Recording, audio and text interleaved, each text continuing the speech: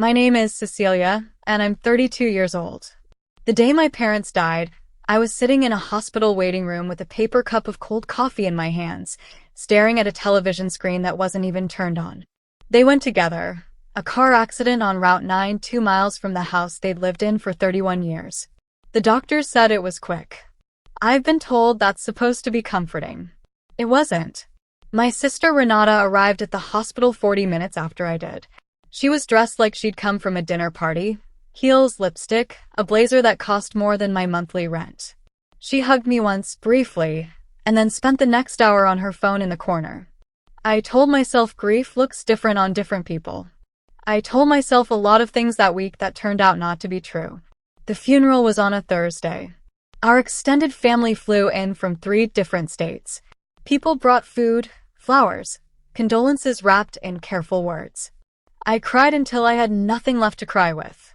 Renata gave a speech at the service that made everyone in the room weep.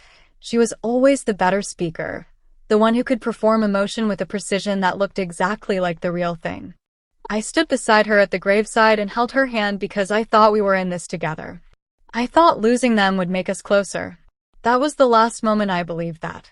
3 days after the funeral, Renata told me we needed to talk about the house. I'd been staying in my old bedroom, sleeping under the same quilt my mother had made for me when I was 16. I thought we'd figure things out slowly, the way grieving people do, make decisions when we were steadier, when the world felt less like it was tilting. But Renata sat across from me at the kitchen table with a folder in her hands and a look on her face I hadn't seen before. Controlled. Almost rehearsed. She told me she'd already spoken to the estate attorney. She told me Mom and Dad had updated their will 8 months ago, and that everything, the house, the savings accounts, the investment portfolio, all of it, had been left to her. Sole beneficiary. She slid a copy of the document across the table like she was closing a business deal. I didn't speak for a long time. I kept looking at my mother's handwriting on a grocery list that was still pinned to the refrigerator behind Renata's head. Milk. Lemons. The good bread from the bakery on 5th. I asked her if there'd been a mistake. She said no. I asked her why. Why would they leave everything to one of us and nothing to the other? We weren't estranged. I talked to my parents every Sunday. I visited every holiday. I helped my father with his medical appointments for the last 2 years of his life. None of it made sense. Renata didn't have an answer for that. Or maybe she did, and she just didn't feel like sharing it. What she did say was that she needed me out of the house by the end of the month. She said it gently, almost apologetically, the way people say things they've already decided and don't want to argue about. She said I was welcome to take my personal belongings and the furniture from my old room. She said she hoped we could stay close. I moved into a friend's spare room with 2 suitcases and a box of photographs. The will reading was scheduled for the following week at the office of an attorney named Mr. Hargrove, a quiet, careful man in his 60s who had handled my parents' legal affairs for over 2 decades. Renata came in looking the way she always looked when she expected to win something. I came in because I didn't know what else to do. I had no legal claim to contest, no evidence of anything, just the hollow feeling that something had gone very wrong and I couldn't prove it. Mr. Hargrove began reading through the document with the slow, methodical pace of someone who had learned never to rush. Renata sat with her hands folded, nodding slightly at each item as if checking things off a mental list. The house, the primary accounts, the vehicles. And then Mr. Hargrove paused. He looked up from the papers and looked directly at Renata, and he asked, in a voice that was professionally calm but carried a weight underneath it, "Are you sure you understand the will?" "All of it." Renata smiled like it was a strange question. She said yes, of course. She said she'd read it thoroughly. Mr. Hargrove nodded once. Then he turned to the next page, a page Renata clearly hadn't seen, and he kept reading. The room changed. I watched Renata's expression shift in a way I will never forget for the rest of my life. The smile didn't disappear all at once. It dissolved slowly, like something melting from the inside out, as Mr. Hargrove's steady voice filled the silence with words she hadn't prepared for. Words about a secondary trust. Words about an account established 11 years ago, managed separately, never commingled with the estate she thought she'd inherited clean. $27 million.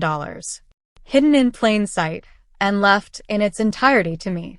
I don't think I fully understood what Mr. Hargrove had said until he said it a second time. He repeated the figure clearly, without drama, the way a man who has delivered life-changing news before learns to do it, steadily, so it lands properly rather than shatters. $27 million. A private trust established by my father in 2013, managed through a separate legal entity that had never appeared in any of the documents Ranata had been given. It had its own account number, its own trustee history, its own paper trail going back over a decade. My name was on every page of it. Renata's name appeared nowhere. I looked at my sister. She was staring at the document in Mr. Hargrove's hands like she was trying to read it from across the table through sheer force of will. The color had left her face completely. Her hands, which had been folded so neatly in her lap, were now pressed flat against the armrests of her chair. She asked Mr. Hargrove if there had been some kind of error. He told her, politely and without any visible satisfaction, that there had not. He told her the trust had been established with the full knowledge and intention of both our parents, verified by 2 separate attorneys, and that it had been structured specifically to remain outside the primary estate to ensure it transferred directly and without contest. My father was an engineer for 34 years. He was quiet, precise, and deeply private about money. I knew he was careful. I didn't know how careful. I didn't know that for over a decade he had been building something in silence, something he never mentioned, something that lived in documents I had never been shown. I don't know exactly when he decided I would be the one to receive it. I don't know what he saw, or what he knew, or what he feared. But sitting in that room, listening to Mr. Hargrove explain the structure of a trust my father had spent years carefully constructing, I felt something shift in my chest, not triumph, not relief, but something closer to grief mixed with the overwhelming sense that my father had seen everything and said nothing and loved me in the most quiet, protective way he knew how. Ranata left the attorney's office without speaking to me. She walked out while Mr. Hargrove was still explaining the transfer process. I heard her heels on the tile floor of the hallway, and then the sound of the heavy front door closing behind her, and then nothing. The weeks that followed were complicated in ways I hadn't anticipated. Ranata hired her own attorney. She filed a formal challenge, arguing that the trust had been established under circumstances that warranted review. She used words like undue influence and lack of transparency, the vocabulary of someone who had been told they had a case when they probably didn't. Her challenge was reviewed and ultimately dismissed. The trust documents were clean. My father had been meticulous about that too. I didn't move back into the house. I thought about it. The house was part of Renata's inheritance and legally hers, and I had no interest in fighting over it. What my parents had left her was real. The house, the accounts, a sum of money that would have been more than enough for most people. She had not been left with nothing. She had been left with less than she thought, and that is a different thing entirely, though I understand it didn't feel that way to her. What I did instead was buy a small property 2 towns over, a house with a yard and a porch and enough room for the life I actually wanted to build. I set aside a substantial portion of the trust for a foundation in my parents' names, focused on funding medical resources for families navigating long-term illness. My father had spent the last years of his life managing his own health through a system that was expensive and exhausting, and I wanted something good to come out of those years. Something that lasted. I called Ranata once, about 4 months after the will reading. I didn't call to argue or to explain or to make her feel worse than she already did.